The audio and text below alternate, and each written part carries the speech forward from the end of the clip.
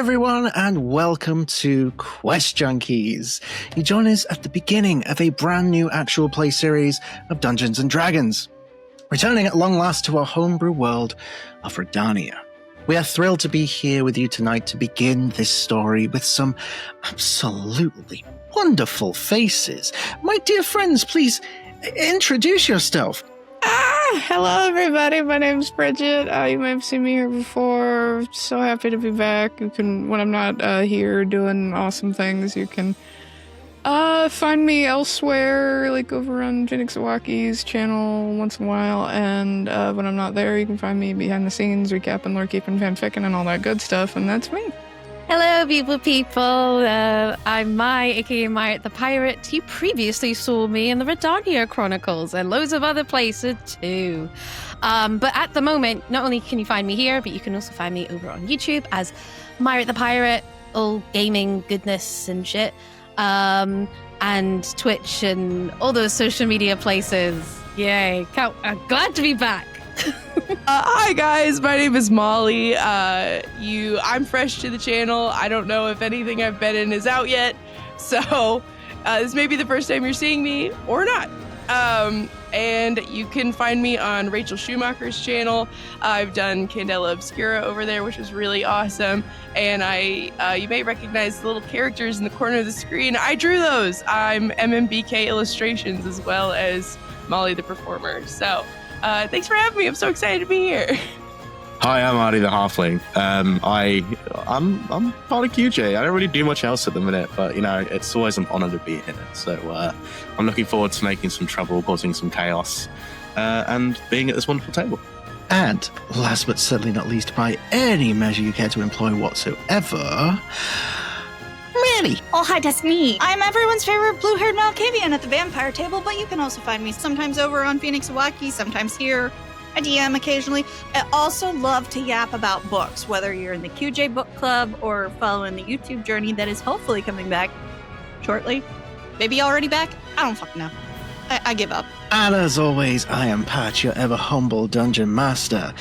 I normally play the role of everybody else, but we haven't even met anyone yet in the game, so let's get straight to that. I have a couple of things to go over before we start this wonderful story. First of all, I am thrilled to be able to share a word about our official sponsor for the Tales of the Rhódani, Tabletop Dominion. We'll be telling you all about their amazing products later on during the break and sharing an exclusive discount code where you can get a discount on some pretty fucking amazing products, if I have to say so myself. But I'm gonna let Future Patch tell you about that in the break, so you keep an eye out for him. He's a bit of a dick, but you know, it's fine. Secondly, for this campaign, we will be utilizing the 2014 rule set of 5th edition Dungeons & Dragons. While we had the opportunity to begin with the updated 2024 rule set, we decided to stick with the 2014 edition. We're more familiar with it. It allows us to incorporate a lot of the homebrew that we've already written, plus homebrew that we are currently making for our eventual Kickstarter campaign setting book, Loreweaver's Guide to Rhódania. That being said, some of these materials are still in the very early stages of development, so we're effectively playtesting whilst doing an AP, which, you know, is fun but also awesome because it means chaos is inevitable. But then again, it's Quest Junkies, and you see who's at this table. That's inevitable. We already knew that. Finally, if you are worried that you won't be able to fully enjoy this campaign because you've not watched our previous adventures in Rhódania, fear not. The events of the last campaign gave us the opportunity to almost do a soft reboot of sorts with this world, and while there'll be likely references to past events or NPCs seen in previous stories, being unfamiliar with them will not be a detriment to your enjoyment. It is a whole new year, and we wanted to tell a whole new story. So that's what we're doing. So with all that being said, let's go ahead and kick off this opening session of Tales of the Rhódani, Starfall.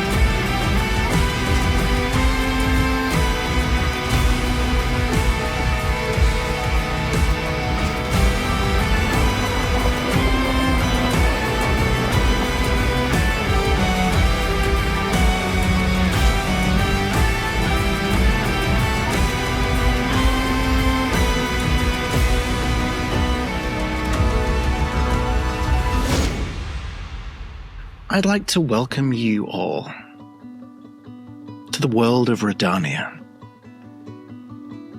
It has been 12 years since we last visited these lands. 12 years since the events of the Great Reconvergence, where a group of chaotic heroes known as the Wyld Ones crossed planes and battled a god of death in order to save the world from its inevitable end. With their success, the pantheon of gods known as the Morriganarth were able to return to the prime material plane and effectively restore order and balance to the realms. The world was rebuilt, souls lost to the reconvergence were returned, and a new age was declared. The age of insight was over. So dawned the age of resonance. And despite it only being a handful of years into this new era, the world is enjoying an unblemished time of peace and prosperity. Our story begins on the 9th day of the month of Skyhelm, or if you prefer the old Rhódani name, the month of Kerethil. We open on the city of Berthy, jewel of the southwestern territory, beating heart of trade, and for this brief and shining week, the brightest lantern in all the world. Its streets are awash with color, banners of sapphire and gold strung from window to window, shimmering in the breeze like rivers. Skyships drift above in the docks, their sails painted with comet trails and gilded with ribbons that catch the sunlight. Markets overflow with marvels, gears that sing when wound, wines bottled with flecks of edible glitter, masks shaped like radiant Kalara spirits. Every stall seems to burst with invention and wonder, as if the city itself has taken up the role of a performer. The air is thick with the perfume of pure joy. You can taste sugar-crusting hot fritters fresh from the pan, the smell of mulled ciders poured into steaming, painted mugs. Hear the chorus of fiddles and drums from the street corners where dancers whirl in circles of laughter. From balconies, children release paper lanterns that drift skyward, each carrying a little wish, no larger than a folded note. This is the Concordant Jubilee, a week-long festival of harmony and hope, held once every 3 centuries when the Celestara Concordant graces the heavens. A golden comet, neither spell nor miracle, yet more wondrous than either, for it reminds the people of Rhódania that they too belong to the stars. The whole city waits with open arms, ready to tie its dreams to the heavens, ready to let the night sky carry its songs for another 300 years. Everywhere you look, life is dazzling, unrestrained, and impossibly alive. Nobles mingle with sailors, scholars share benches with merchants, exotic envoys sip spiced tea beside local artisans. The Jubilee belongs to all who walk beneath its banners. For here in Berthy, the world has gathered to rejoice as one. In this week of golden celebration, every heart beats to the same rhythm. The rhythm of wonder. But before we get too settled into the festivities, we have a collection of characters who require a most proper introduction. But to truly learn who they are, we must first delve backward into years previous. A look back at another time, another place, and the events that led you to finding your way to this place tonight. So let's learn not just who you are, but why.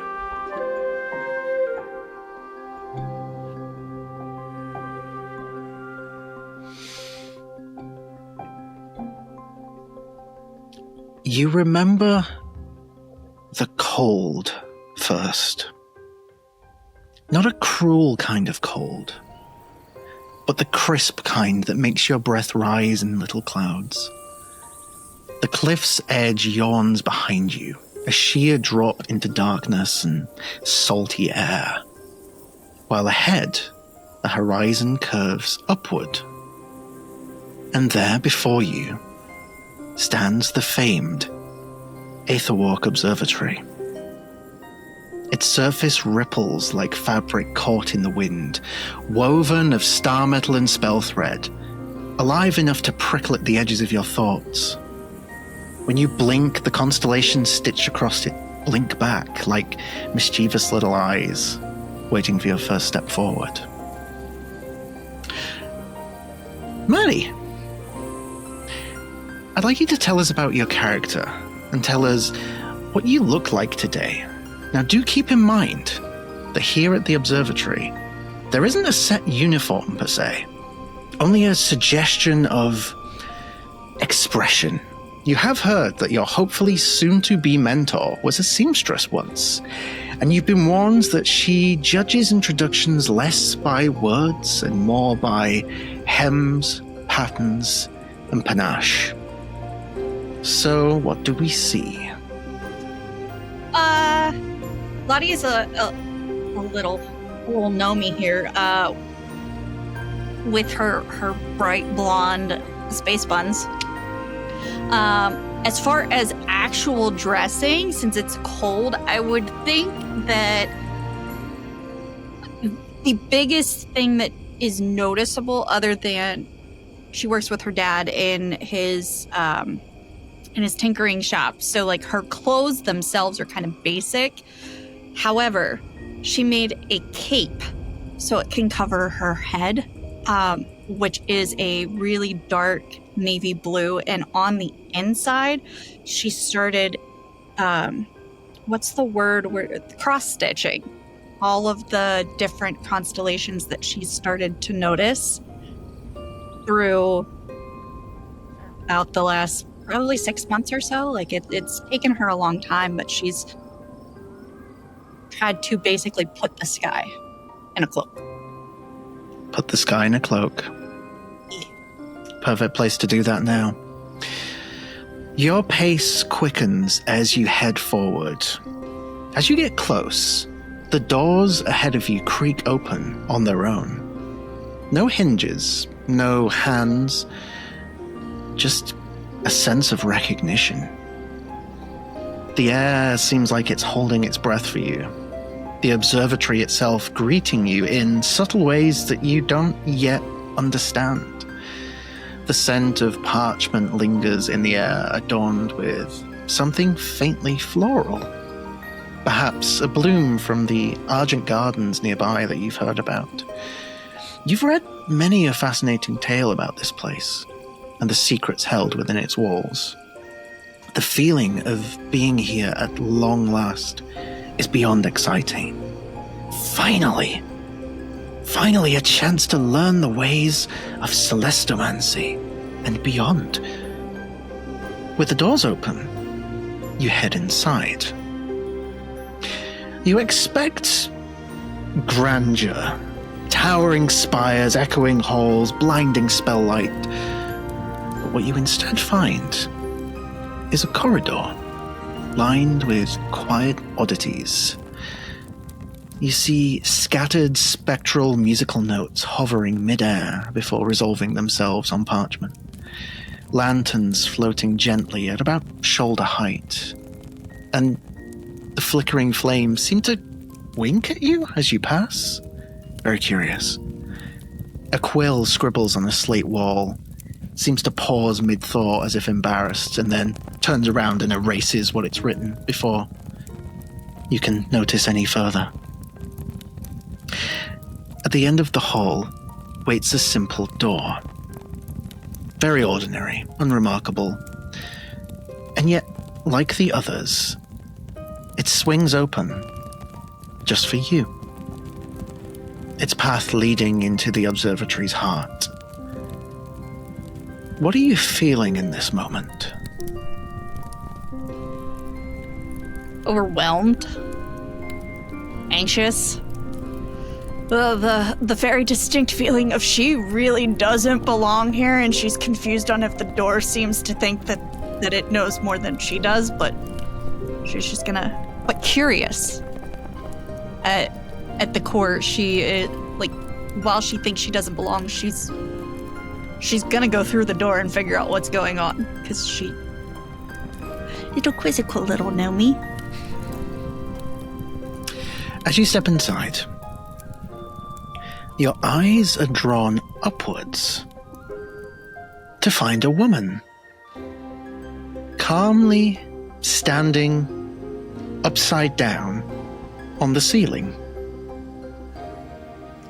Her boots seem to rest on nothing. Her skirts defy gravity with practiced ease, and around her orbit loose pages of parchment like absent-minded satellites.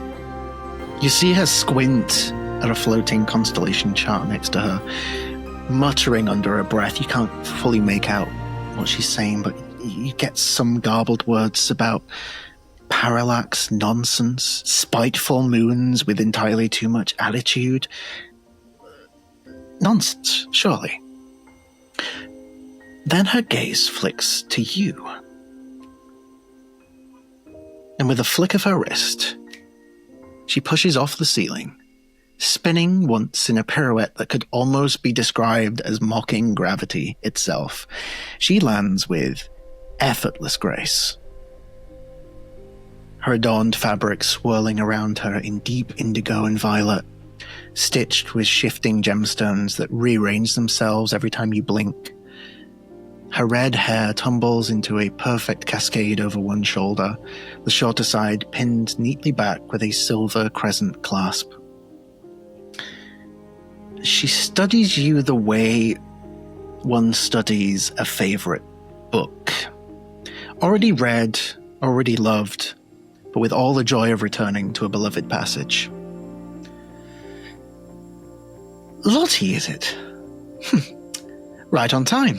Or dramatically late, or fashionably early, depending on which version of the story we want to tell later. There's a version? Oh, you're perfect already. Forgive me. For the sake of tradition, academia, and the ever-watchful celestial bureaucracy, I am Archmage Kellen Sturgrove, Prime Law Weaver and High Matron of the Luminant Path, Seamstress of Starlight, Grand Warden of Wayward Novices, and on weekdays, the uncontested champion of interplanar tea etiquette. But you can call me Kellen. Or Professor, if you're trying to impress someone nearby. Just never Mom. That makes me feel like some awkward aunt has cursed me with an eldritch title. Yes, ma'am. We're off to an amazing start already. So why exactly should I accept you as a student in my observatory today, Lottie Bell Cora Bloom? Because that is your name and why you are here, correct? Oh, yeah, it's really weird that you know my name, but, yeah. So, I don't have an answer for you. I just want to learn, and I kind of felt like I was supposed to be here, but I couldn't tell you why. I just have this itch. Like the sky is trying to tell me stories. You can see as you say that, her inquisitive eyes begin to soften. And a smile starts to build on her face, a smile of recognition. Well then. Come along, little star. The cosmos won't wait forever. And if we don't reach your spark before moonrise, it'll start demanding snacks. And trust me, they always have expensive taste. I mean, snacks are delicious, and that makes sense. Wait, did I pass your test? Good. Oh, you are fascinating. We're going to have the most fun. Right this way. She extends her hand forward, and the corridor begins to open up where there is no corridor. It's like the world is rewriting itself at the flick of her wrist. Oh, darling, we're in the entrance area. You haven't even seen anything yet. There's so much more. It's bigger on the inside. I never really thought of it like that. Huh, bigger on the inside. I suppose yes. That's a good way of putting it. Smaller on the outside doesn't sound quite as good. Anyway, No. follow me. She begins to lead you forward, and you follow this new corridor that wasn't there before, and it narrows into a spiral of glintstone, which is stone native to Rhódania that is smooth as glass, but with tiny pinpricks of spell light embedded deep within. At first, they twinkle like glitter, but the longer you walk through this corridor, the more you notice them beginning to shift into patterns. Constellations, like on your cape. Some that almost look right, but then they shift before they complete, and some that you can't place, but you know you recognize them, and before you've got it, they change again. It's very curious. And as you continue walking through, that overwhelming sensation remains, but it's less of an anxiety and more of a curiosity. Your curiosity continues to build. Kellen hums as she leads you, like she's almost harmonizing with the weave itself, until eventually you reach a staircase, rising up and inward, as though it's rising up into the sky itself. You've heard about this. The Horizon Stair. It's the heart of the observatory. Kellen clasps her hands behind her back and says, "So, this is where you meet your spark. Hopefully. It's not always comfortable. You might see visions, hear music, think in colors, possibly sneeze starlight for a week or two, but that clears up. But don't worry. It only kills people who deserve it, so I think..." That's not worrying or anything. Not at all. No. I mean, it's Can I choose? Do I get to choose? I think you chose the moment you decided to come here. No, I meant, like, do I get to choose if I can, like, taste colors? Because that'd be cool. I've never thought about that before. You ask the most fascinating questions. Even if this isn't successful, would you like to stay? Because I think you could... Well, I still feel like I could learn a lot from you because even just, like, the magic on the... How did you get up there? My dad's always worried that I'm going to fall and break my neck because I climb things. That would make things a whole lot easier.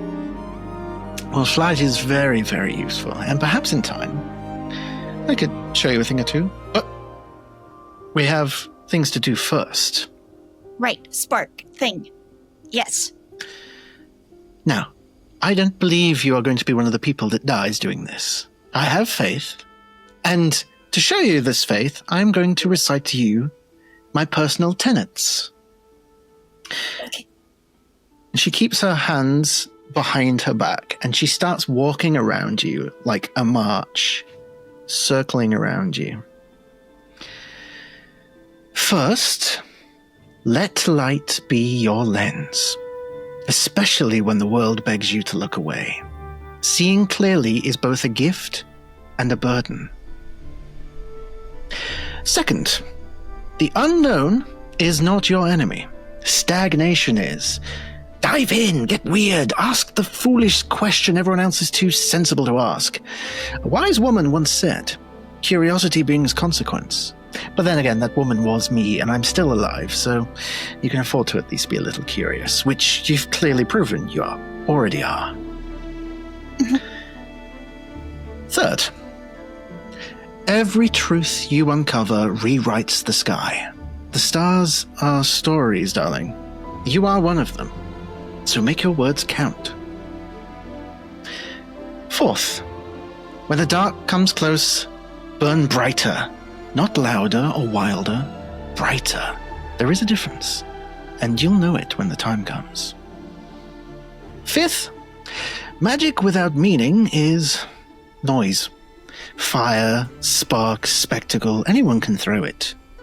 You will choose when to burn and why. Any capable wizard can throw a fireball, but the most capable ones won't need to, because they will do something far more clever.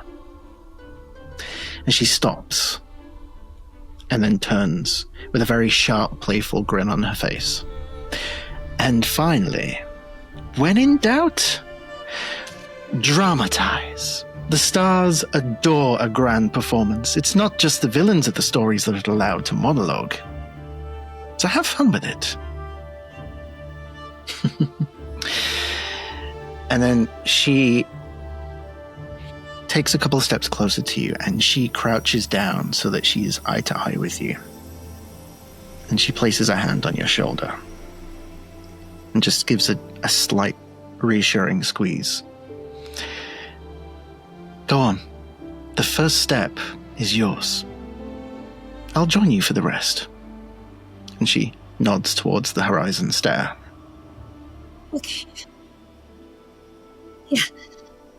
I think she would take some tentative steps until she gets to it, and then, like, pulls her hood down and is like, okay, I can do this. And then starts to slowly go up the stairs. All right. You ascend the horizon stair alone. Each footfall echoes not against stone, but into a vast nothingness, so wide it feels like it could swallow entire worlds. Above you, the sky unfurls. It is too vast, too infinite, to the point where you can't tell where out there ends and inside here begins. Each step pulls you not only upward, but inward, towards a presence that has always been sleeping.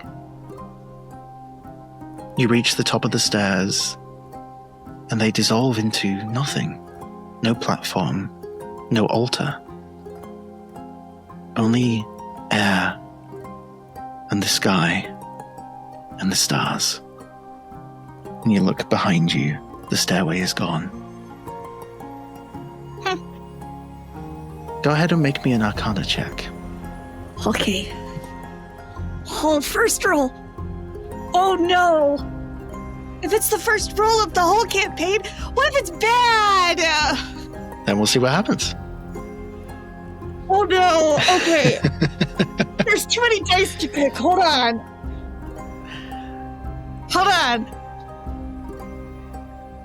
Yeah, I got a vibe check. Yeah. This one. It's a 10. Plus, okay. It's a 16. A 16. Okay.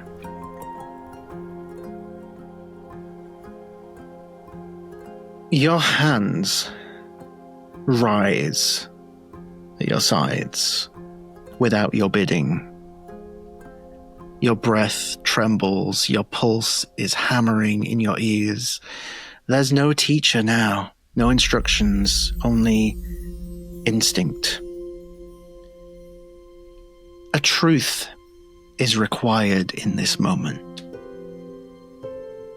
A promise, a vow, a confession, call it what you will. But in this moment, Lottie, what truth do you give to the world? You hear Carolyn's voice echoing in your mind, almost like your own consciousness is being channeled through her. Why are you here? So, tell us, what does Lottie's heart say in this moment? Why is she here?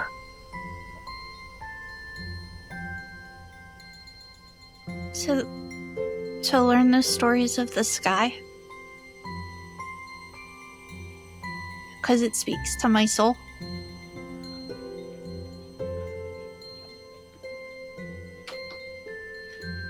with those words unspoken and yet still heard. Something ancient stirs to meet you. You feel pressure start to build behind your ribs. For a moment, it aches, almost unbearably. And then, in a flash, light. It bursts out from you in spiraling threads, wild as laughter and honest as tears. They coil and unfurl around you in silver and gold, sketching patterns in the air, shapes you almost recognize like half-remembered illustrations from a bedtime story. For one fleeting heartbeat, it feels less like you are casting magic, and more like you're becoming magic. The threads converge in your hands, collapsing into a single star. Small, radiant, trembling. It pulses softly between your palms. It's so little, but it's so pretty. You turn to your side, and Kaelin has already stood next to you. She has one hand pressed to her chest as though she felt the spark in her own heart. Her smile is less theatrical now, but something much quieter and more genuine. Like a woman who has watched the sun rise from the same place 1,000 times over and never, ever grown tired of it. And she crouches down again. Perfection. And on your first attempt, no less. Consider me thoroughly impressed. Yeah?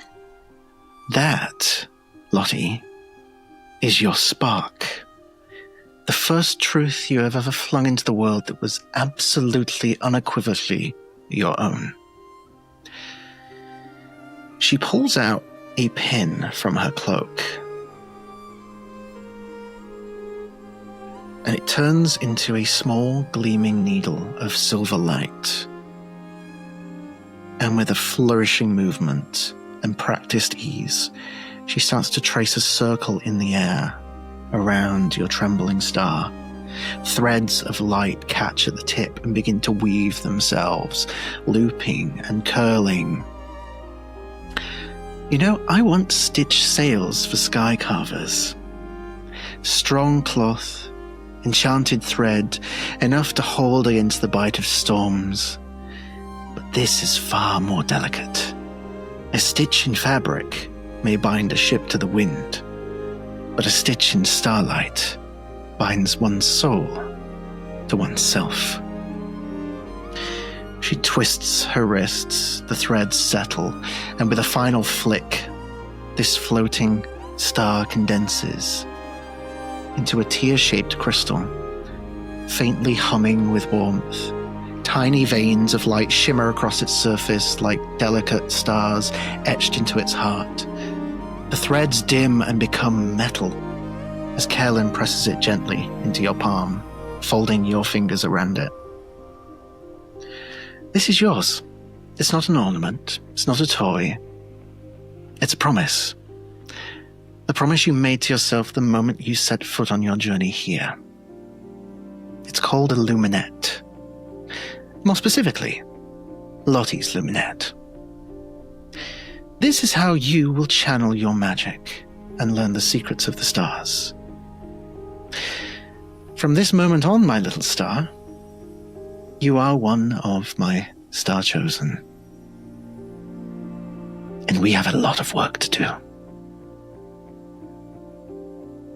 Yeah, okay. Deep inside your chest, you feel something shift. Subtle but immense. It feels like the sky has just made some space for you. Time has passed since that night on the stair, but the feeling never truly left you. The edges of it have softened, blurred like starlight through morning fog, but the weight remains. That first spark, fragile, luminous, stubborn, it still flickers. But you've grown since then. Studied, stumbled, surprised yourself more than once. Some nights you've been exhausted from the effort and you've wondered if the spark would dim. But it was always there when you reached for it. Always alive. And every so often, when the air smells faintly of frost and silver, when the stars seem to pulse a little slower than usual, you remember the press of her hand closing yours around the luminette, the warmth in her voice as she said your name like it already belonged in this story. And now, beneath a sky painted with more familiar constellations, boots dusted with the grit of roads you've never walked before, you approach the towering walls and shimmering canals of Berthy, the trade capital of Rhódania. A new city, a new story, and somewhere high above, the stars cannot wait to see who Lottie Bell Corabloom will become next. And so our view shifts.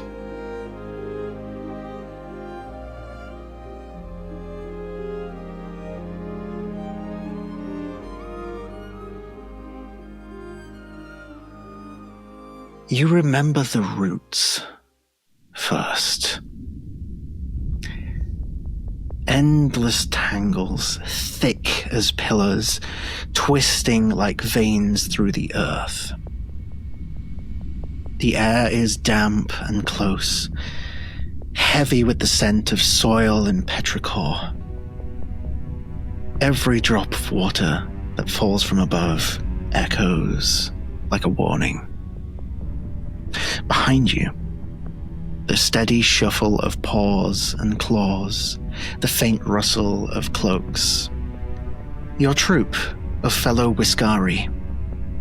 They have followed you through planar storms, across broken worlds, through hunger and loss, and now into this labyrinth. All for the chance of finding home at long last. Mai, tell us about your character. Not just how she looks, but who she is after years of storms and survival. When others see her here standing at the front of the line, what do they see? What do they hear in her step, in her breath, in the way that she is leading this troop? What do we see? Whew. What an entrance. You see a cat-like creature with long, fluffy hair, dark charcoal brown across their face, notes of copper and white. She's wearing a kind of,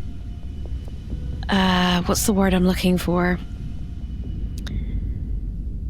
I suppose at this time of the story, she's wearing a ripped, deep, kind of like black cloak because it's so dirty. Don't know what the original color would have been. I like to think it would have been a rather light white or a light blue, but she's been underneath this labyrinth for God knows how long. One notable thing that doesn't change is her armor. She wears a chest plate of what she managed to kind of scrape together whilst under there, of wood grain, a small amulet around her neck in the shape of one of the Whiskari spirits, the Kilara, and a shield on her back with the same symbol of the Kilara. Usually with Saoirse under it. You can often see where she's been or where she's going to, thanks to the flecks of soot that she leaves behind and the little sparks from her claws clicking onto the floor. And also, she always has this faint glow about her, no matter where she is, with the embers glowing underneath her fur. I suppose it's one way to kind of keep the light going and staying warm. And although she looks very sure of herself, on the inside, she is very much shitting herself. She's the leader of this troop, however, she doubts herself every single day.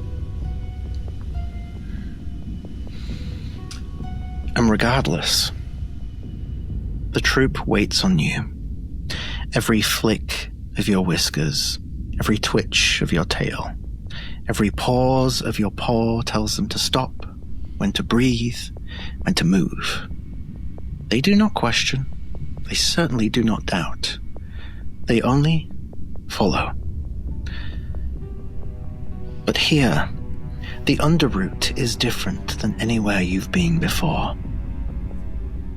The tension in the quiet is thicker than a thunderstorm. The roots creak as though they've been listening to every step you push forward. They press tighter, forcing you to duck and weave your way forward, their bark damp against your fur.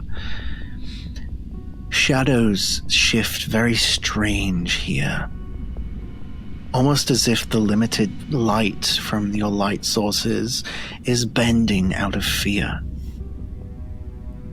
Then, you hear a sound. A skittering across the floor somewhere in the distance. Low and sharp. Something moving just ahead. The troop freezes behind you, dozens of breaths held at once. What do you do?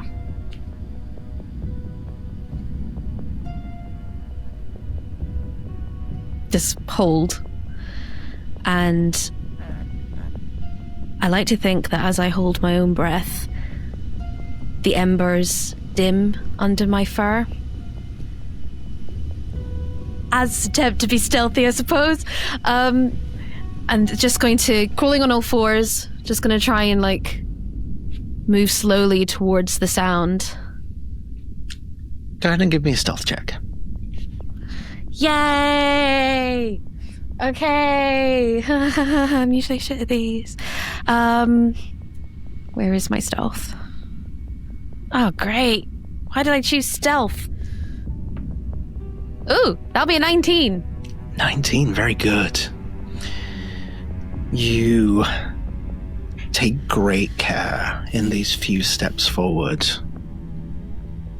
And you listen out. The sound, thankfully, seems to vanish into obscurity. No imminent attack, no predator. Just silence again. Perhaps feels heavier than before. But after a few moments, you feel it safe to press on. I don't know what the army signal is, but you know. It's whatever you decide it is. I don't know. Let's go, sort of thing. Okay. They know the symbols. They know the signs. They've been jamming with me. Just going to cautiously move forward. But have my warhammer handy just in case. Of course. I need to go in for the kill. I'm going to make a symbol just to kind of as a kind of go into a V shape, just so we haven't got anything sneaking up on us. Proper trying to you know what I mean? Trying to be tactical. Myrit can't do tactical. Okay. Just gonna push on. Yeah. As you give those commands, two of the troop members, sort of almost like your second and third in command, unofficially as it were, pass the word on to everybody. You have Archie on the left, Okay. and you have Fred on the right. Okay. And they pass the message on to the rest of the troop, and you continue forward. For maybe another half an hour, you continue like this until the path begins to narrow further and further and further, to the point where you're not just single file, but you have to walk through sideways, and you start to worry if there is even an opening on the other side of this. It's uncomfortable. You feel your whiskers brushing against the wet bark. The air is really stale. It's the smell of really old rain. Your feet keep catching different clumps of fungi clinging to the roots. Thankfully, they do have a bit of a bioluminescence, which helps to at least light the way forward. Can I do something to maybe help? I know that Of course. I tried being stealthy at this point, but stealth can only get you so far. Can I cast Bright Sparks? Sure. What does it look like as you cast Bright Sparks? I mean, on there it says bright blue light, but I like to think that instead it's like a soft, kind of like orange kind of color. So just, she snaps her claws, and basically it covers about 60 feet. It definitely makes things easier to see. And as you do, you look down this very narrow path, and thanks to this spell, you do see that it does, thankfully, open up again. The way forward does continue, so time seems to drag as you uncomfortably all squeeze your way through. You pop through first, and then you wait as the others come through. You do a head count. Everyone is accounted for. You do another head count just to be safe. Everyone is accounted for. And you push on. And you rise higher and higher. The roots begin to thin. The earth gives way to stone. Stone that grates beneath your paws. And then an absolutely unmissable change. A glow ahead. It's faint at first, but not the green bioluminescence you're used to, not the glow of the embers. Golden. Not spell light. Sunlight. You can't remember the last time you saw the sun, saw any sun. And you feel the troop beginning to stir behind you, whispers as they notice. I'd like to gesture to Archie and Fred. To come. You sort of come up by either shoulder. Okay, so looks like we've got a bit of a chance here. Archie, what's the murmurings been going on with the group? Well, most of them have been just hoping we can either bed down soon or get out of here soon. We're low on rations, we're low on everything. Okay, Fred, what have you seen? Do you want the honest answer or the hopeful answer? I mean, you know me, I always appreciate some honesty. I ain't seen fucking anything for days. I don't even know how long. Until that. He's pointing ahead.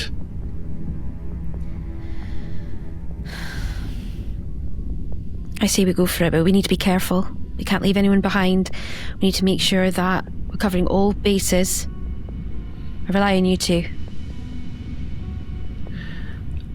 None of us would be here without you, Saoirse. You say, we follow. Right. Okay, Archman. I need you to calm the Firelings, make sure they're all happy, make sure they're all good, and make sure that they're basically in the know that we're going straight to that sunlight. Fred lass. Right. You know you've always been my shoulder. Aye. You and I are going to go scout ahead. Okay. Okay. You've got this. Don't fucking feel like it, but don't tell the others. Definitely don't tell Archie. You know what that fleshy bastard will do? I don't know what happened to his fur. It's just a bit weird. We've had a rough time in all the places we've been. I know. It's not his fault. I'm just tired. I'm sorry. Look, let's go take a peek. One step at a time. You got this. Saoirse, we got this. Yeah? Hey. Right. Let's go. And you begin to head forward. As you get closer, the glow gets brighter, and you start to see it spread out in the bark like veins, almost. You can smell that the air is getting less dank, fresher, floral almost. This is a kind of sense that you've not had in you don't even know how long at this stage. But it's tugging at you like a heartbeat. And at the same time, after so much experience, you can't help but be suspicious and anxious. For all of these years, up until now, light has meant fire, explosion, storms, ruin. Why should this light be different? What are you feeling in this moment? Oh, God. A mix of anxious cynicism, but also there's a sliver of hope that we've gone through so much hardship for so long that there's something that we need to give the Wascari a break. It's just, we've lost too many people. I don't want to lose any more. And even if it means sacrificing myself for their happiness, I need to make sure that they're all good. Because I want them to have a good future. Even if it means all my years of torment are over in a heartbeat. They come first. They come first. You push on. Closer and closer, that smell, the faintest trace of, could it be grass? Wind?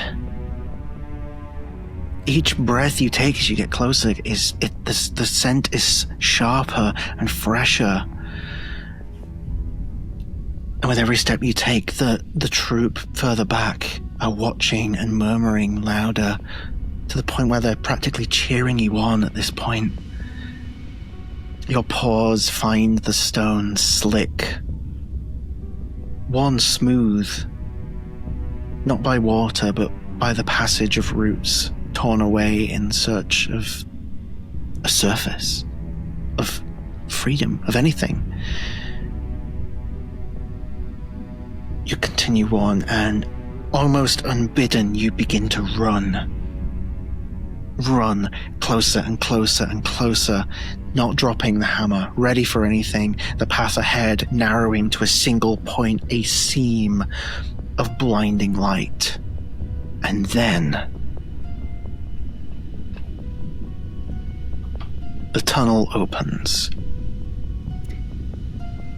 Can I say for flavor that as the tunnel opens, she is mid-strike with her hammer to try and hook or open? And as you do, For a heartbeat, you can't even comprehend what's happening, because the world around you explodes into light. Not a flicker, not a filtered glow through cracks, but a full blaze of summer sun.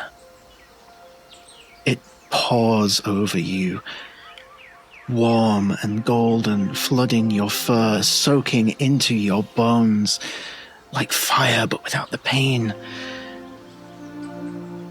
You take it in for a few moments, and then you're almost knocked to one side as the troop surges past you, outside. And for a breathless moment, they are all silent, struck dumb by the sight. And then, like a dam breaking, sound erupts. Laughter, cries, voices stumbling over words they've forgotten how to speak. As the Whiskari collapse into the moss, rolling, stretching, some tilt their heads back and cry up into the beautiful summer sky. The clearing around you is alive. Wildflowers blaze in colors your eyes had nearly forgotten. You see birds wheel above in the sky, so blue it almost hurts to look at it. A warm breeze stirs, rich with the scent of some warmed grass. And yet, as their joy spills outward, our focus narrows, the noise dims away, the laughter fades into a gentle backdrop, until all we see is you. When the sunlight finally reaches Saoirse, when it sinks deep into her chest and washes away years of turmoil, what do we see?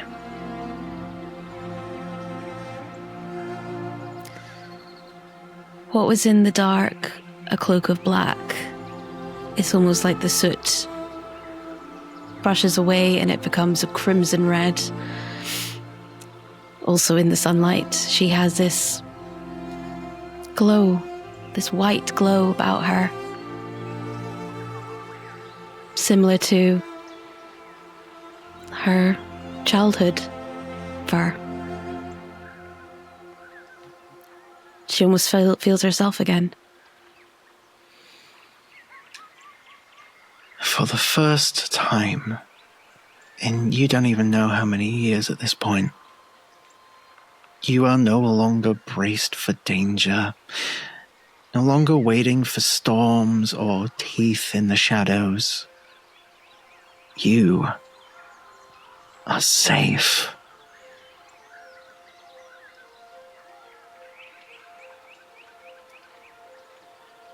The air even tastes different here. It's not damp earth and root rot, but it's warmth carried on the breeze, tinged with pollen and wildflowers. Every inhale you take feels like the very first breath. And beneath it, deeper than your lungs or your bones, something stirs inside you. A vastness, gentle but undeniable, brushing against your spirit like a mother's hand against a fevered brow. It's not words or commands, it's just presence. It's life. Life itself, patient and unyielding. In this moment, Saoirse, you feel the presence of Amire, the verdant mother. It doesn't overwhelm you. It steadies you. It tells you in a way that does not involve spoken words that you have found your home.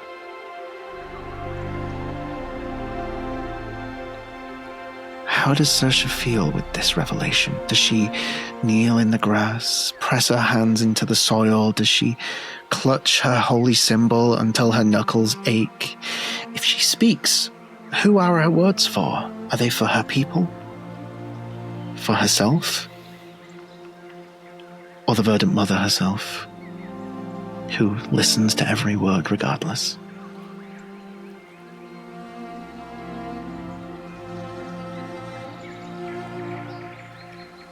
As much as she's been trying to stay strong for so long, there is still a pride there where she's not going to fully break. She does collapse to her knees, but with her head back, closes her eyes,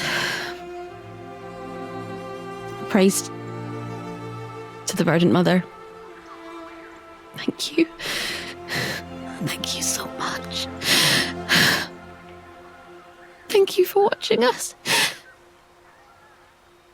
I didn't doubt you. Thank you. Please keep watching us. Please. This moment lingers. The grass bends with the breeze. The sun does not waver. And somewhere far above, the branches of Roshan's Rise creak softly, as though the great tree itself heard you and decided to answer.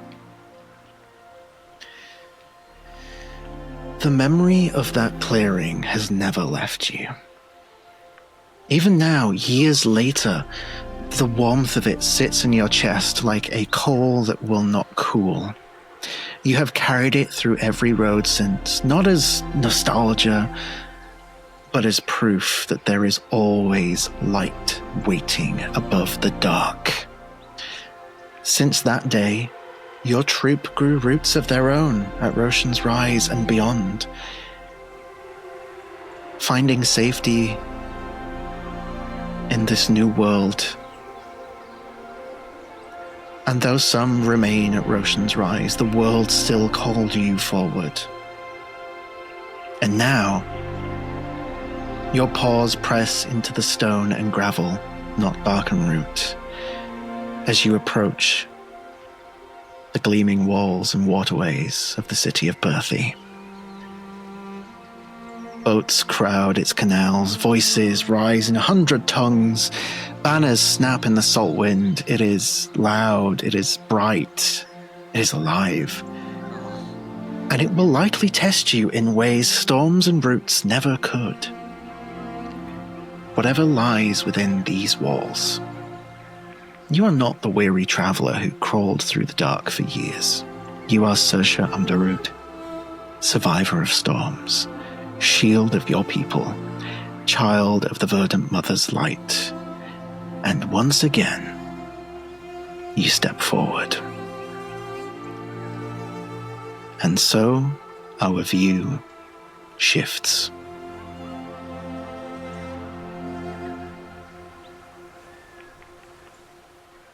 First cry of the campaign. And we're going to take a break. Stick around for a message from our sponsor, the wonderful folks over at Tabletop Dominion. Do your dice respect you, or have they betrayed you at the worst possible moment? If they have, you need Tabletop Dominion, a UK-based dice company making some of the best dice you can get your hands on. And look, I know what you're thinking. But Patch, I already have too many dice. No, you don't. No, you don't. If your dice bag still closes, you don't have enough. If you haven't maxed out a credit card with dice purchases at least once in your lifetime, you're not playing this game right. Which is why you need better dice.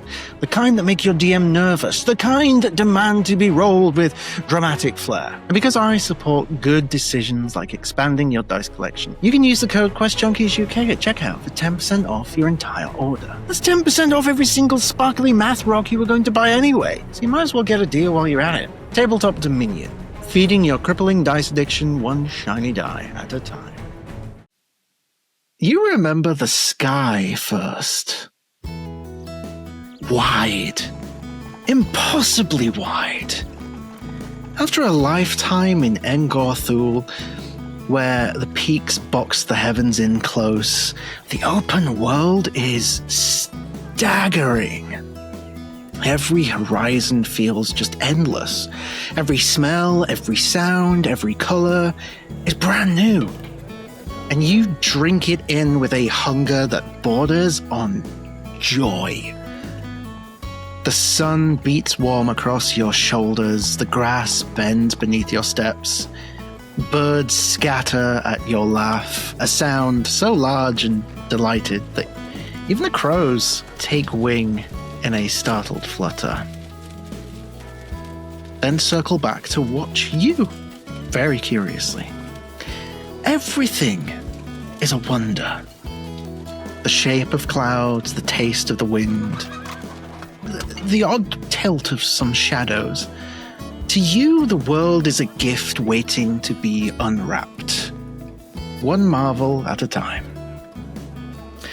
It is summer, and the road has led you down from the hills and past the coastline. Ahead, nestled where the vast green fields give way to salt water, lies a small town called Tenebrea.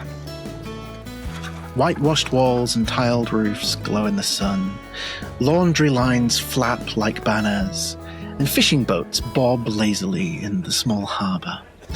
The scent of sea salt and cooking fish greets you before the people do. You see children darting barefoot between stalls, vendors hawk melons and bread. You hear gulls shrieking from the piers overhead. It is noisy, messy life, and to you, it's like stepping into the very heart of a festival. Bridget, tell us about your character and what he looks like as he steps into this world. More than the muscle and weapon, what shines through in his face, in that big smile and the way that he carries himself? What do we see? Kalgos Ironwake is 7 foot 3 inches tall, or 221 centimeters if I were to round up. He's got no hair. He's got head tattoos in the form of deep navy kintsugi marks. He wears mithril halfplate, which has been altered to be sleeveless and doesn't quite cover his torso. Warriors of his ilk were taught to dress for form and function. Some of his head tattoos extend down his back and are visible around his abs. His colossal greatsword towers taller than his 7'3" stature, so keep that in mind. His skin is a desaturated shade of robin's egg blue, leading toward a very light gray. This makes the deep navy of his head tattoos stand out. And I think his stride is long and even, although as he feels the tremors of the earth with some of his more overzealous footsteps, he has to consciously adjust his stride so that he doesn't shake the ground wherever he walks.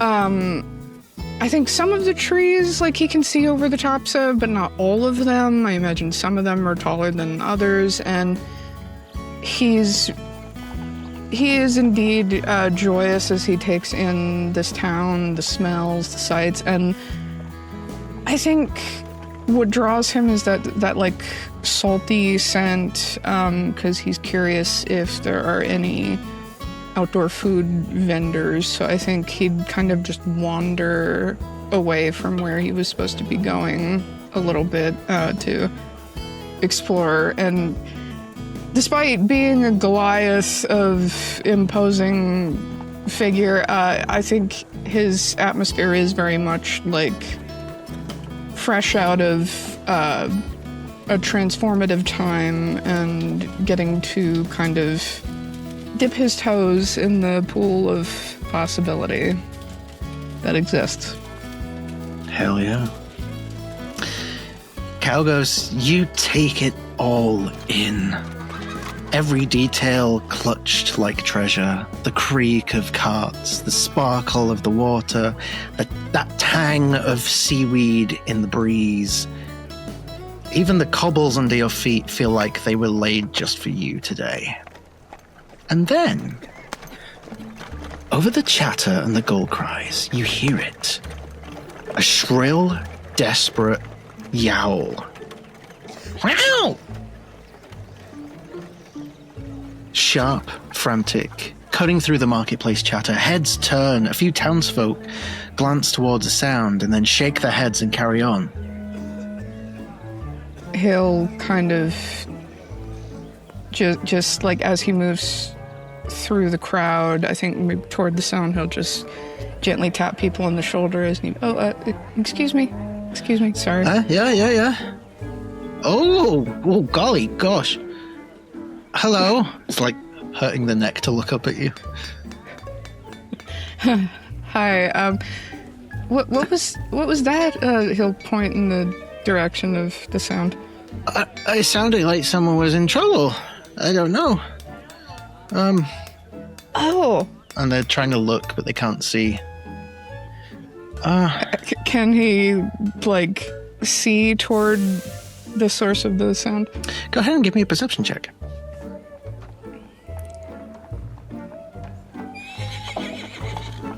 Oh, 14? 14, that's pretty good. You are looking in the direction that this individual pointed, and you hear that yowl again. And you can see people start to rush over in this direction. And you can see a lot of commotion, but you would need to get closer to find out what's actually going on. As he gets closer, he'll just, like, as needed, just gently tap people, be like, excuse me, coming through. There's a lot of audible gasps about whatever's going on, and then there's a lot more audible gasps at people realizing just how big you are as you're coming through the crowd.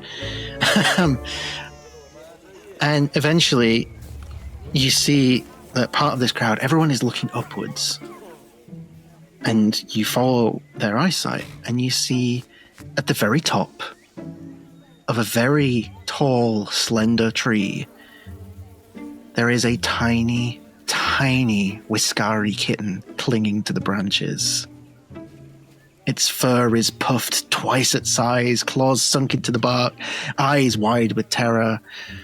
Every time the breeze stirs the leaves, it lets out another pitiful meow.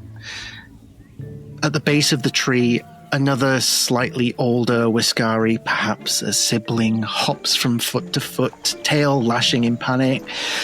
She climbed too high! She won't come down! You hear a few of the villagers muttering advice like, someone fetch a ladder! Just climb up and get her! Shake the tree and will you get a blanket? Oh, don't do that. Maybe I could help? Tall. Everyone looks and goes a little quiet. It seems like no one knows what to do. The tree is very thin, almost fragile looking. One wrong step could snap it in two. But as you say that, the crowd almost instinctively parts way to let you approach. This towering figure with this huge colossal weapon strapped across your back, muscles rolling under sun-warmed skin. Everyone falls silent, all eyes on you. What do you do? I think he keeps his steps very light as he approaches, kind of like almost rolling his foot very gently so none of the weight like crushes the ground and causes a tremor. He's got kind of, being massive, I imagine he's got a pretty good like wingspan as far as his reach goes for his arm. So if he were to like extend an arm toward the cat, how much distance would that cover? You'd need at least another 15 to 20 feet. Okay. I think he might try like calling out a little bit, not too loud either because he doesn't want to startle the kitten, but it'll just be like, hi, do you need help? The other Whiskari like looks up at you and like, of course we need help. Right. I just didn't want to scare her. Why don't you go ahead and give me, let's call this an insight check. Okay. To assess the situation. Oy. 9. A 9. Okay. Well, This tree, I mean, it looks like it's really tall, sure, but it looks really thin. Like, surely, like, has no one tried just, like, grabbing the tree and, like, picking it up and lowering it down? Okay. Kind of just like crouching to lift with his back, not his legs. He can like try to, because he remembers like pulling up root vegetables at home, so he's used to like finding the tree root. And he can kind of like get a good grip on it and attempt to like dislodge it as though it were some sort of turnip, even though it's probably not how that works. So go ahead and make me a strength check. Because of the sheer size of Kalgos and the sheer size of this tree, the DC is a 5. Oh, okay. 17. 17, okay. You step up to this tree. The Whiskari kitten wails down at you, tiny claws dug deep into the bark at this point. The other Whiskari at the base is trying to, like, whispering frantic encouragement. The crowd all gasps and holds its breath. And Kalgos, with a grin as wide as summer itself, you plant your feet. Wrap both hands around the trunk. The tree shivers, the earth groans, and roots tear free with a rather quiet pop, as everyone seemed to expect, like a sound like thunder almost, as you heave this tree out of the ground entirely, like a turnip, as you said. And it is now just comfortably in your grasp.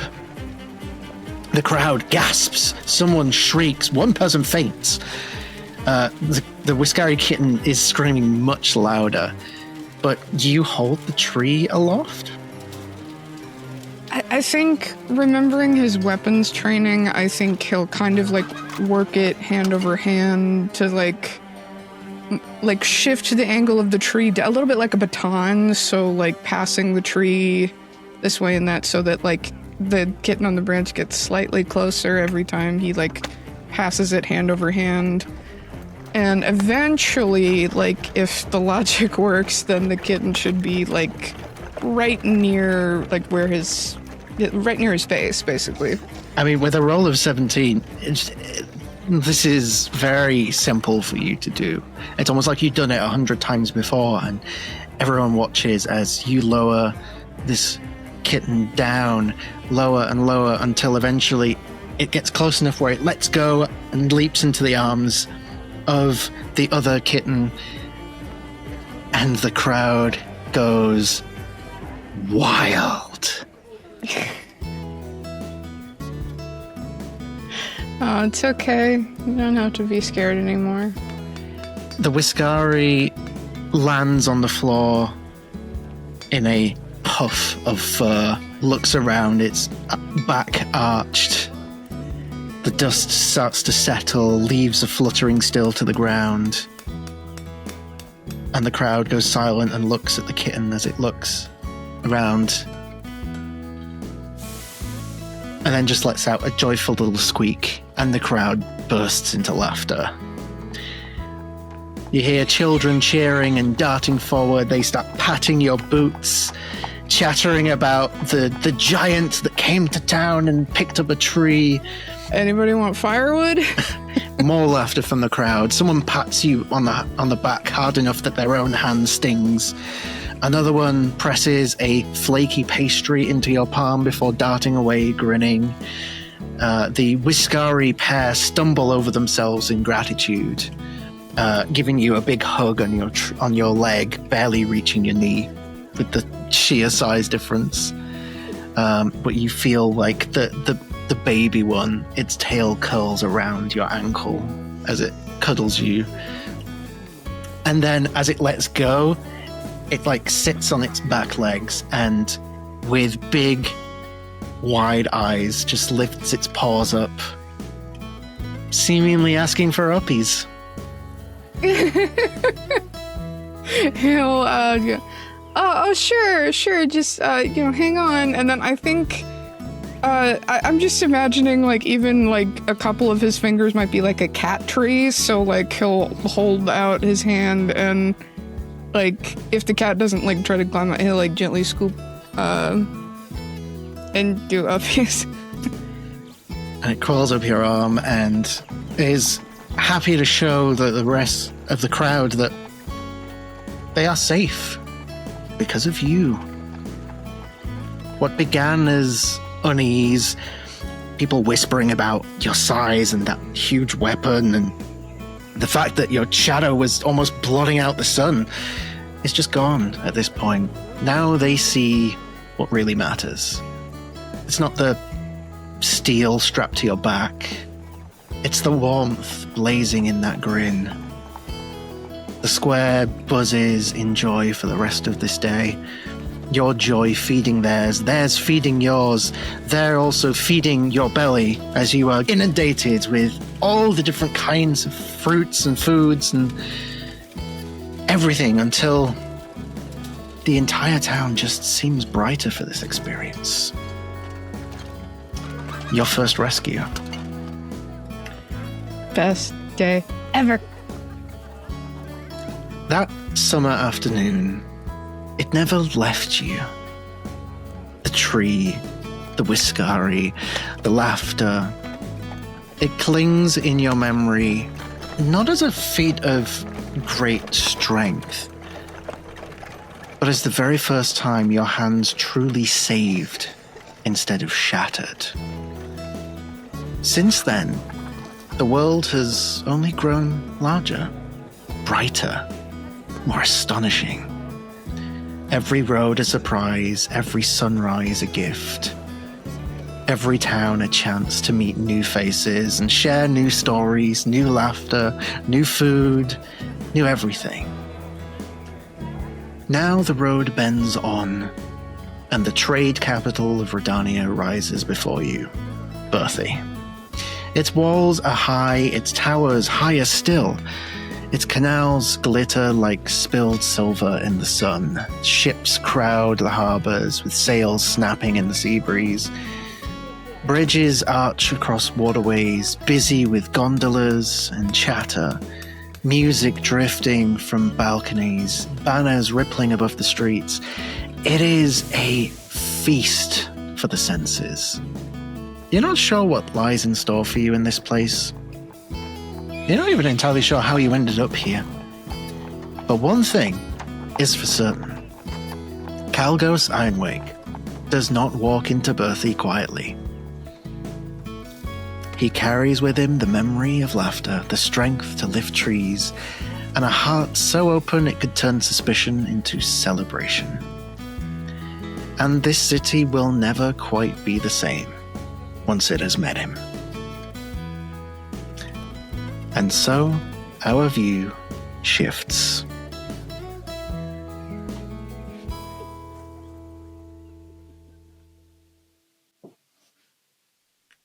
You remember the rain first. Not the gentle kind that feeds crops, but the kind that drowns.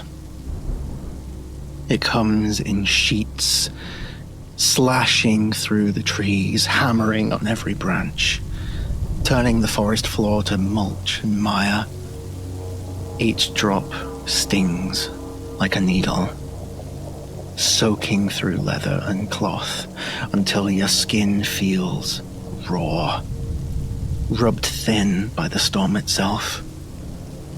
Lightning claws across the canopy, stark white against a sky the color of ash. Every flash paints the trees in skeletal silhouettes. Every thunderclap crushes the silence flat, rattling the breath in your lungs.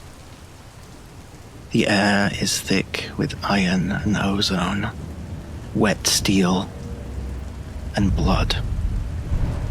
The ground clutches at your boots, mud greedy and dragging, trying to hold you in place. And ahead, slumped against the trunk of a crooked oak, is a man. Scrawny, frail, his robe clings to him, plastered by the storm, making him look even smaller still. Blood pools at his stomach, washing out in streaks where 3 of your arrows already pierce him. His breath comes ragged, each one a wheeze, each one a fight.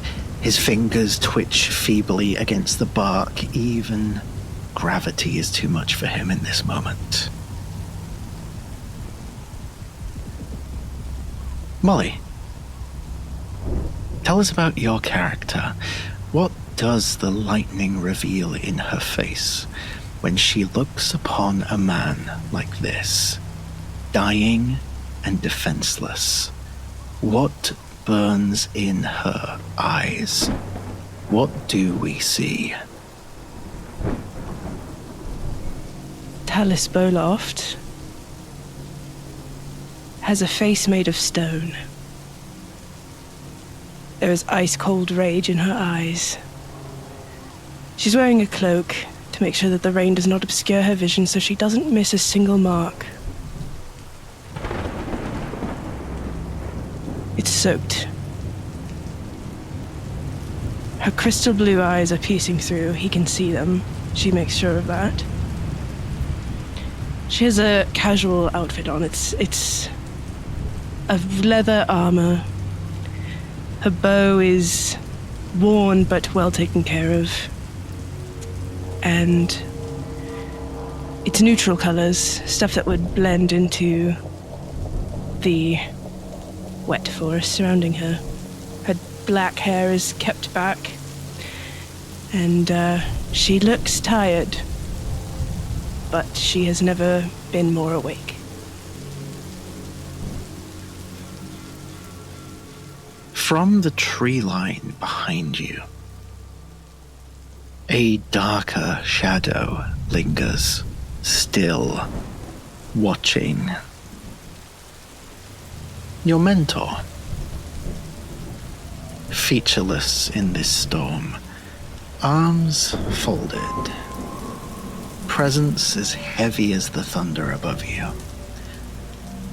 You step closer to your target, the mud squelching underfoot, the sound sharp even against the roar of the rain. The man's head jerks weakly, eyes straining to find you through the downpour. His face is pale, streaked with blood and rain alike. His chest shudders around the arrows you've planted in his torso.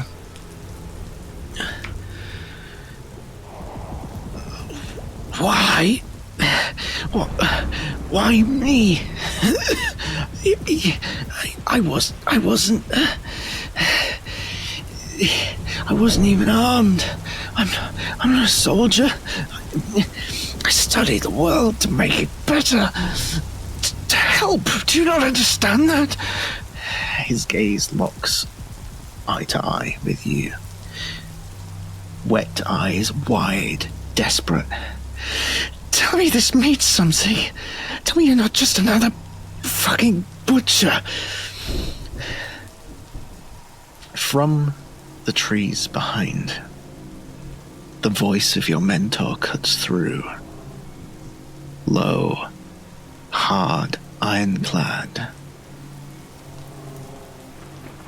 Don't listen. He's a mage. They always lie. It's what they do. The man lets out a half laugh for a second. His head lolls against the bark, blood bubbling at the corners of his lips. Look at me. Do I look like a liar? Or just a corpse you haven't finished yet? You talk about justice. You think this is justice? You're the monster here, not me. In this moment, what does Talis say does she even answer him back? Does she spit back the words drilled into her? Or does she deny him the dignity? Does she try to justify herself? Or does she just hold her tongue, cold and merciless, while he's choking on the rain? What do you do? I take a few steps closer. My bow is drawn. And I say, you know why. Deep down you do. You know what you are, and you know what I am. This is how it was supposed to be. This is how it will end. Please don't let me die thinking you enjoy this. The voice from behind you speaks again. Don't falter, Talis. Remember what they did to your family. Remember what all magic is. Poison. You don't plead with poison. You cut it out. I let the arrow fly through his skull. Before he even has the chance to plead any further, the string of your bow hums and loose. The arrow slams forward. A wet, cracking impact echoes across the trees. Bones split, flesh torn, blood bursting outward before the storm begins to wash it away. His head would snap back if it weren't now attached to the tree. His eyes are still open, an expression of shock, of fear, and then they roll to the side and glaze and fix on nothing at all.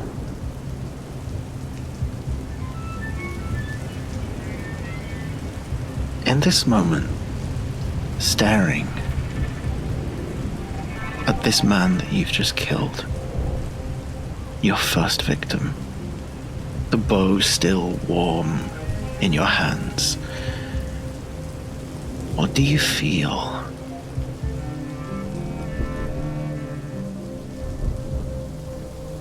For the first time in a long time, I feel nothing. The second I heard the bow launch the arrow through his skull, it was quiet. It was silent. There's nothing inside my chest now. You hear the footsteps. The familiar footsteps. As your mentor approaches closer and closer, you feel one hand landing heavy on your shoulder. Good. No hesitation. No mercy. Do you feel it, Talis? That quiet in your chest? That is the world becoming cleaner. Every mage you kill makes it quieter. And one day, when the last of them is gone, the world will finally be silent. And that silence will belong to you. I put away my bow and arrows, and I feel his hand on my shoulder, and I believe it's a good thing. I think it's peace. I believe it's peace. You fixate on that word in your mind, peace. You feel the grip tighten just ever so slightly on your shoulder.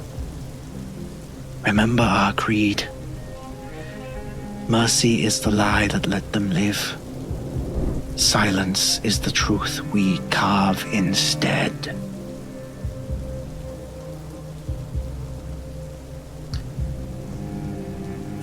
that night has never left you. The storm, the arrows, the silence that followed, the peace. It carved itself into you as surely as the scars on your hands. Years have passed since then, but that memory stays. The man's face, the way his body sagged into the mud.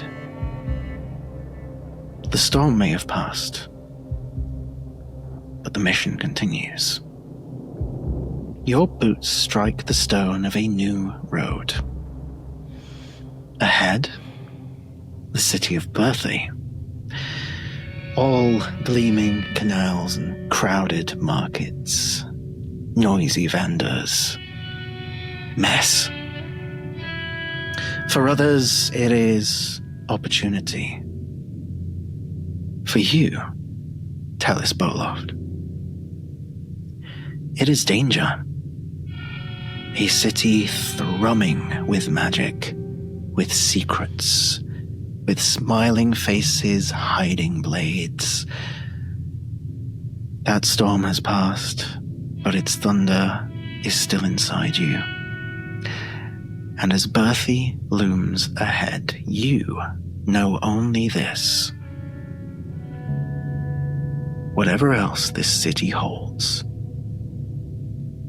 it will bleed before you are done here. And so our view shifts.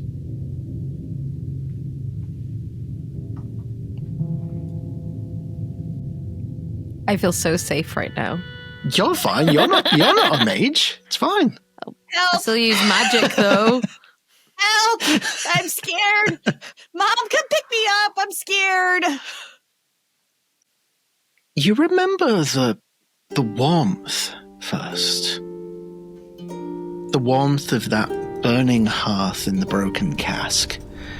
A roadside tavern on the long road out of the Mithril Mountains. It isn't the cheerful sort of warmth that welcomes you.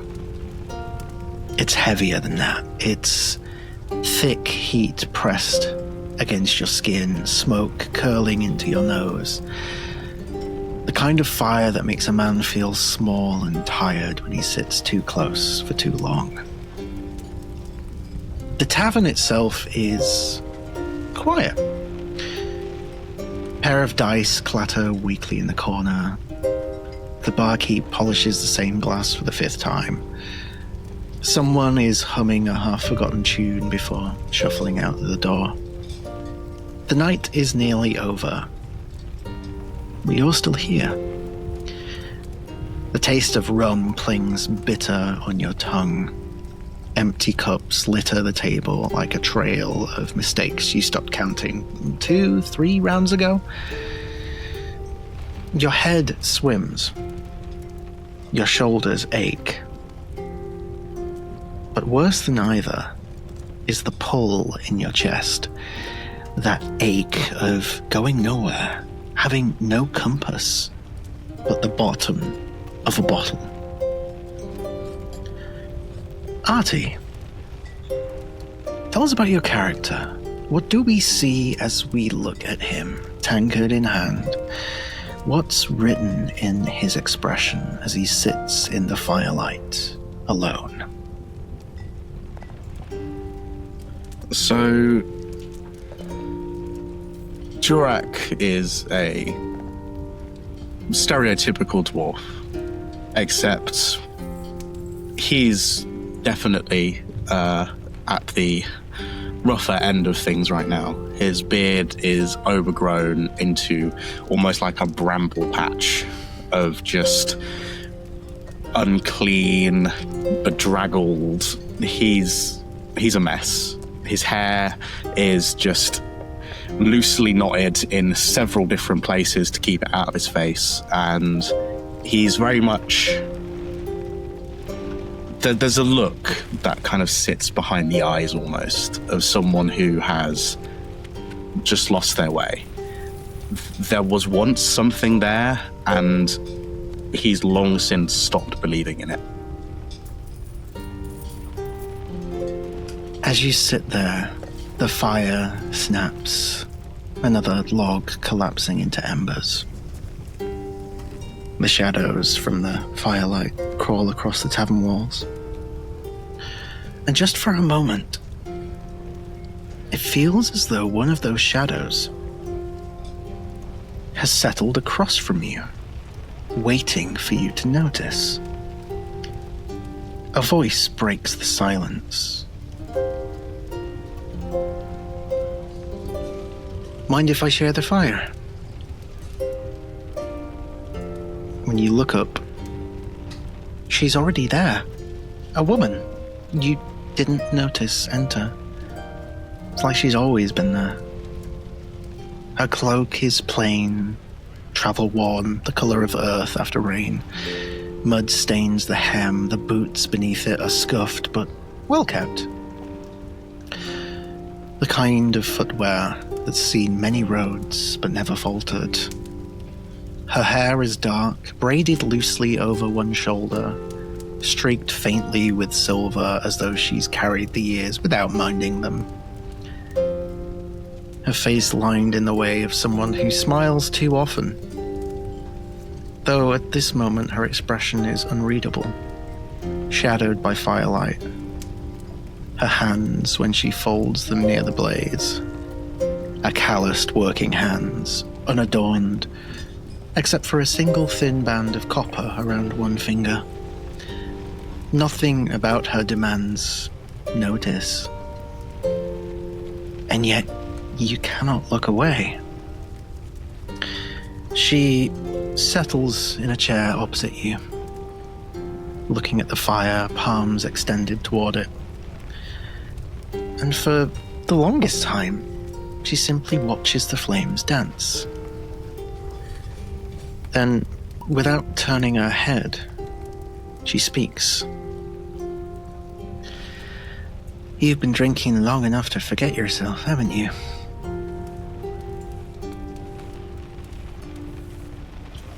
Jurak pushes one of the cups that is empty, knocks it over in the process, and just sort of like catches the eye of this stranger. Well, you're very astute, aren't you? She leans back, resting her elbows on the arms of the chair, still looking at the fire. But her voice remains soft, almost conversational. I could tell you a story if you'll hear it. Tale of a wanderer who thought he'd lost his way.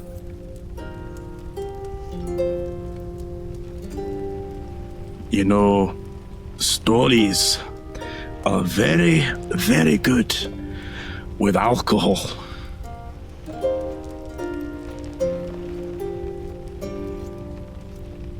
It's interesting.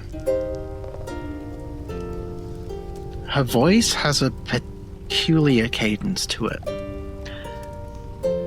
Like someone who's told this story clearly many times, but perhaps never quite like this. There's a degree of something personal. Maybe it's just the booze. She leans a little closer to the fire. You see the reflection of the flames in her eyes. Once, there was a wanderer who could never stay in one place. He drifted from village to village, from mountain to mountain, never stopping long enough to be known, never carrying more than what he could fit on his back. He told himself it was freedom, but truthfully, he was running from what he could no longer remember. Only that no fire ever felt like his. No roof ever felt like home. One winter, he found himself caught in a blizzard. The roads vanished, the winds cut through him. He thought he would die there, alone in the cold and wet. And then he saw it. A glow, faint but steady. He followed, half frozen, until he stumbled upon a cottage. Inside, the hearth burned, warm and bright. He thought he'd been saved by the fire. But when he drew closer, he realized the truth. The hearth had never been in the cottage at all. There was no cottage. It was within him, a spark he had carried all along, buried deep, waiting to be tended. The blizzard had not led him to shelter. It led him to himself. And it's at this moment her eyes meet yours. Not sharp or intimidating, just soft, steady. The world is full of storms, Durak Brindaras. But the hearth you're looking for won't be found on any road or at the bottom of any cup.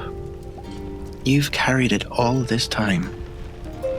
All that remains is to decide what you will kindle with it. She raises a tankard, faint smile tugging at the corner of her mouth. To the hearth. You feel a weight in your hand as you look, and your tankard is full.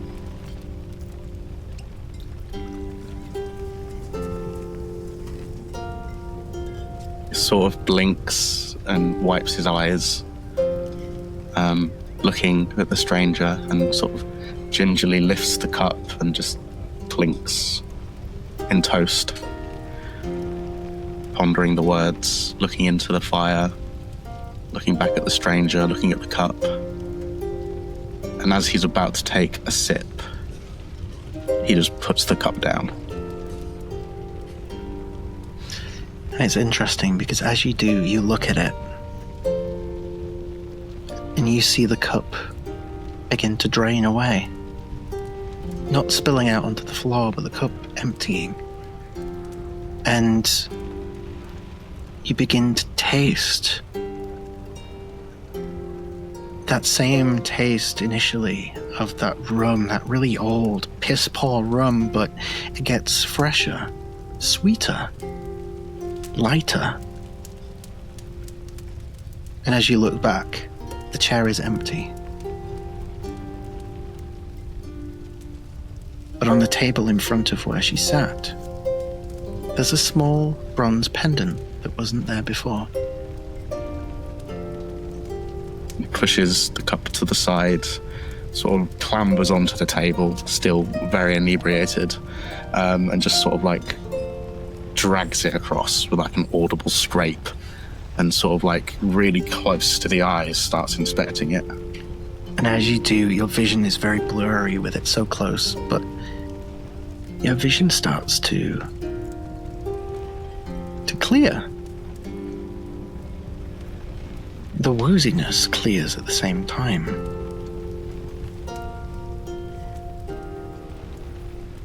It is a stylized hearthfire engraving, its flames curling upward with a simple circle. Warm to the touch, steady in your palm. A symbol of Elunara, the Hearthwarden. And you realize the intoxication has gone. Your head feels clearer than it has for some time. You can't quite understand why yet, but this was no story told by chance. No trick of drink or smoke. Elunara herself sat with you at this hearthfire. You don't know how, you don't know why, but you know that she did.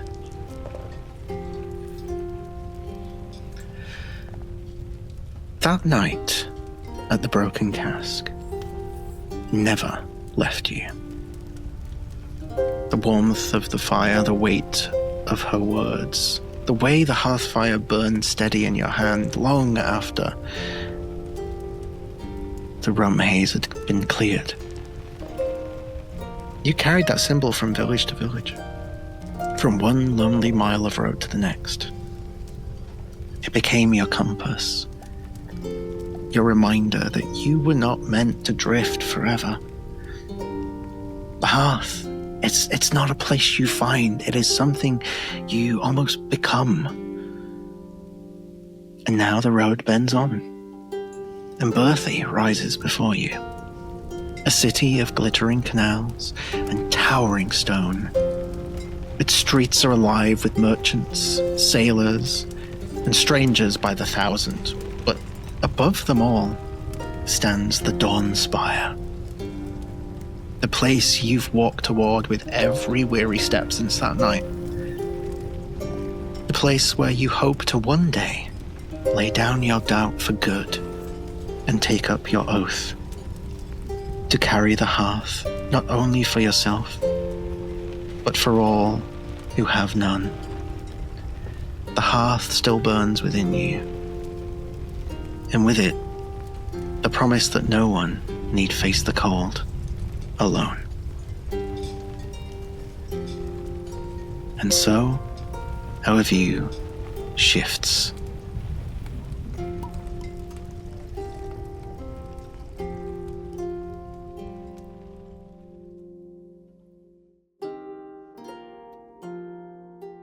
We return now to the streets of Berthy, and it is here, in the heart of the celebration, where our story begins to take root.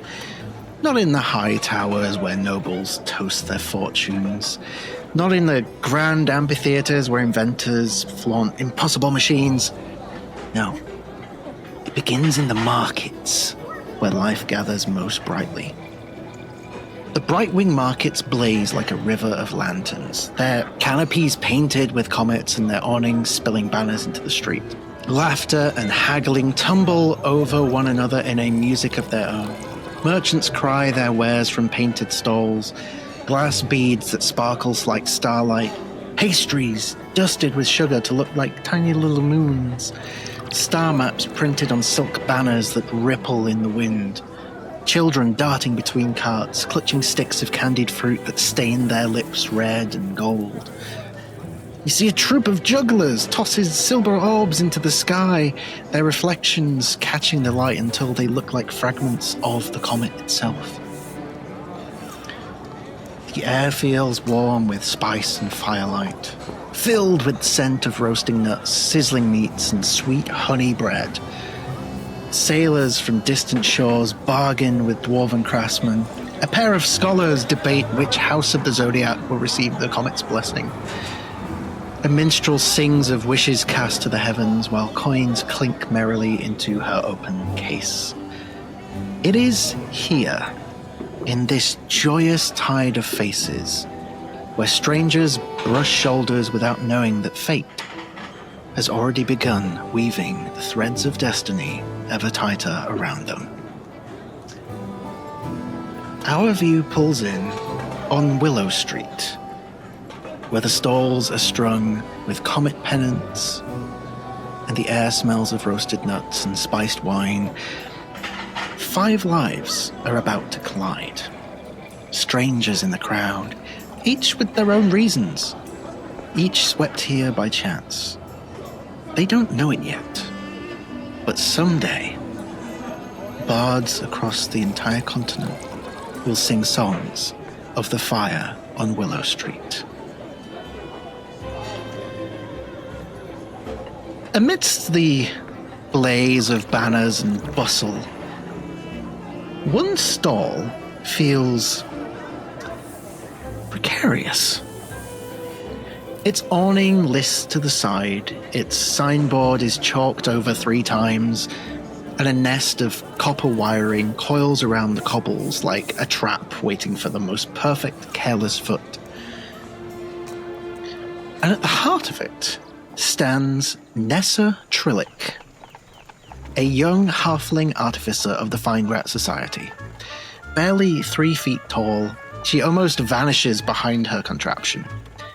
popping into view only when she scrambles onto a stool to adjust a lever. Her curly chestnut hair has half escaped its bun, leaving wild strands sticking out in every direction.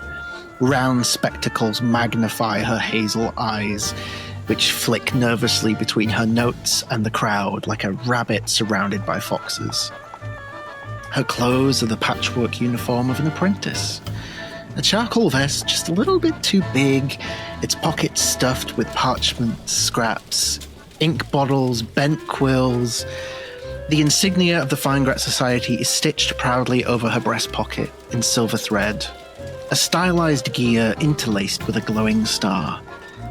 But the grandeur of that badge is undercut by the state of her outfit. Trousers patched at the knees, boots scuffed from too many late-night dashes across cobblestones, and sleeves well and truly scorched from prior miscalculations. A splash of copper paint streaks one cuff that she's not even noticed yet. Her hands fidget constantly, wiping sweat onto her trousers, checking straps that don't need checking. She's muttering under her breath, half instruction, half prayer. He'll hold, it has to hold. Then with a swallow, she clambers onto her stool, flings out her arms, and addresses the growing crowd. Ladies, gentlemen, esteemed guests of the Concordant Jubilee, it is my distinct honor to present the future of astral projection and the very frontier of arcane engineering. She pulls her notes out. The Trillic Starglass Demonstrator. She pulls away a large sheet covering something very large next to her. And there you see it. Towering nearly 8 feet tall, the Starglass Demonstrator looms behind its inventor like a giant made of dreams and disaster, its frame a lattice of copper and brass wound with strands of glowing filament that pulse faintly like a heartbeat. Panels of translucent glass form its body, arms, chest, shoulders, each etched with delicate runes that shimmer whenever the machine exhales a low, resonant hum. Its head is a smooth oval of glass, faceless yet luminous from within, as though a tiny sun were trapped in its hollow skull. The joints glint where brass meets crystal, every hinge lined with gears that twitch and grind as though eager to move. At its chest, a core of star glass glows with shifting light, refracting in colors that no mortal pigment could capture, like a captive sunrise caged in a crystalline heart. It is beautiful, a monument to impossible ambition. It's the kind of invention that would make the Finegrat Society's masters beam with pride, if it didn't also look like it might explode if someone sneezed too loudly. The crowd presses closer, drawn to its brilliance, children pointing, their eyes wide. A merchant drops his tray of figs with a thud. The hum deepens, the glass ribs glowing brighter as the filaments begin to spark. Zzz. Nessa, hand shaking, grabs the oversized lever at its base.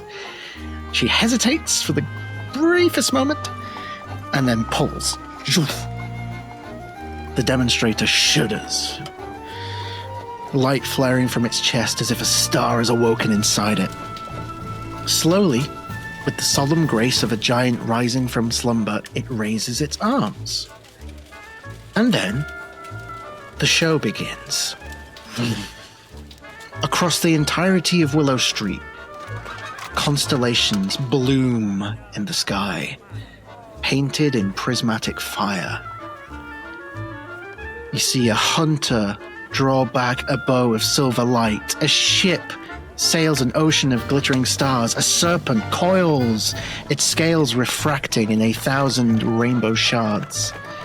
Gasps ripple through the crowd as the market stalls and rooftops vanish beneath the sky made new.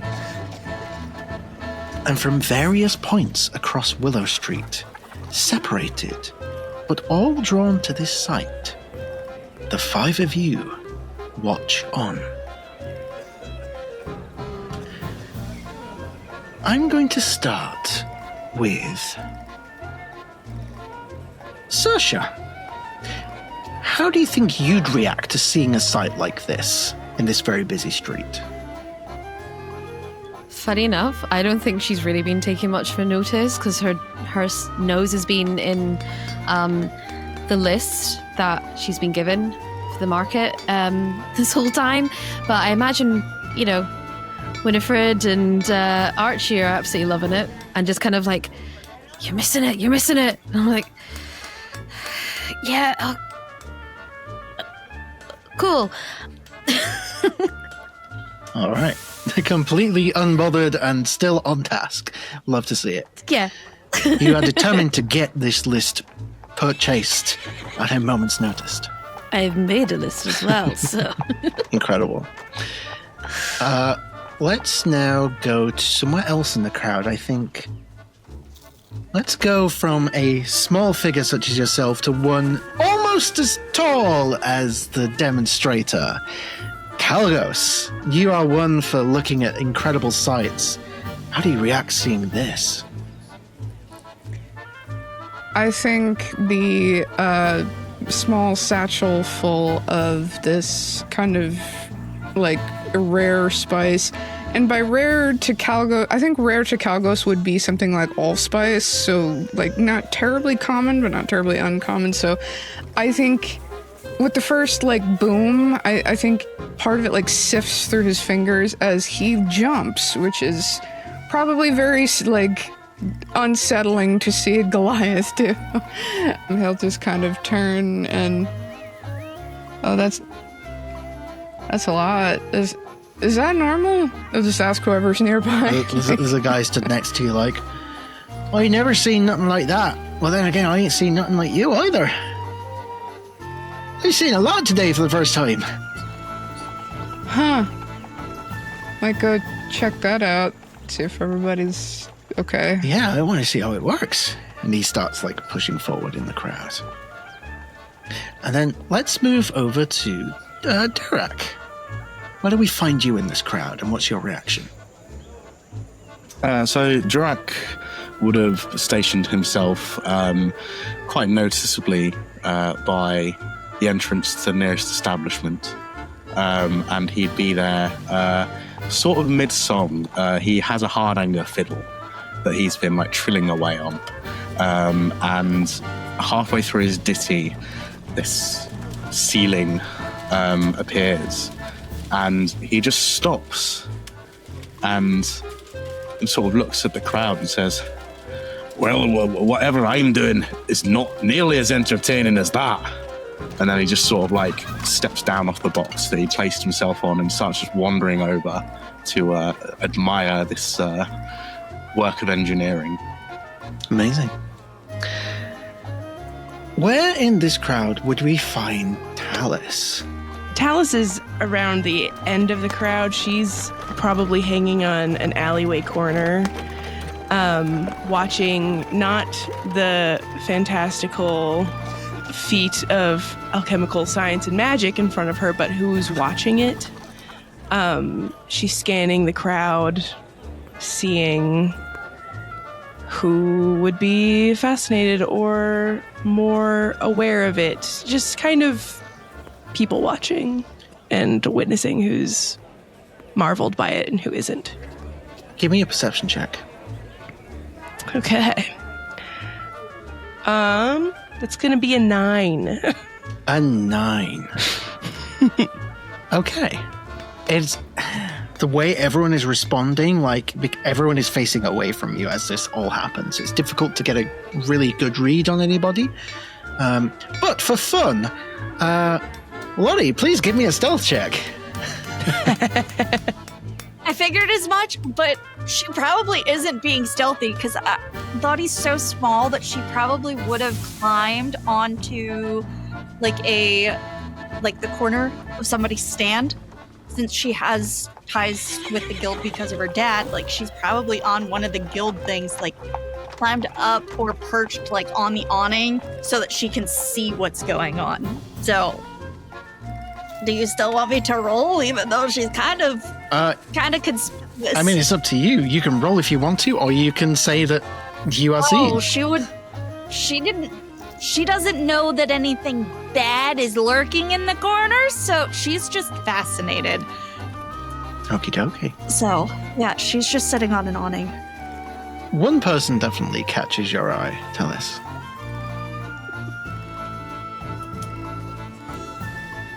I lock in on this person. I don't start moving towards her. I just lock in. You lock in and... Yeah, I think this is the one. This is the one that's going to get you to where you need to be. Locked in. While separate, the five of you look on. Until suddenly, the hum turns ragged. Chuntering, sparks begin to leap from the copper joints, glass plates vibrating under the strain. The star map above stutters, shattering into fragments of broken constellations. Awnings begin to catch fire. Stalls collapse. The core in the demonstrator's chest flickers like a candle in a storm, and suddenly beauty becomes catastrophe. The star glass demonstrator is no longer a marvel. It is a threat. The crowd begins to scatter in panic. Merchants shove their carts aside. Parents scoop up the children. The air fills with smoke and shouts as the demonstrator begins to thrash in the street, its chest pulsing wildly, spilling bursts of prismatic light that warp the air around it. One moment, it reaches down and lifts a fruit stand entirely into the air as if gravity has no concept here, and then throws it with a flurry of sparks cascading like molten stars. Nessa stands frozen on her stool, wide-eyed, trembling. Her hands clamp over her mouth as her life's work, spirals out of control. The demonstrator's faceless head swivels. Its glowing core flares. And then, with a sound like breaking a storm, it lunges forward towards Nessa. And the five of you, your paths, your stories, your reasons for being here, none of them matter right now. What matters in this moment, in this street, and this chaos, is this. And with all that being said, I'm going to need all of you to roll initiative. When we come back next week. And that's all for this week. Tune in next time for another exciting episode of Tales of the Rhódani Starfall. See you later.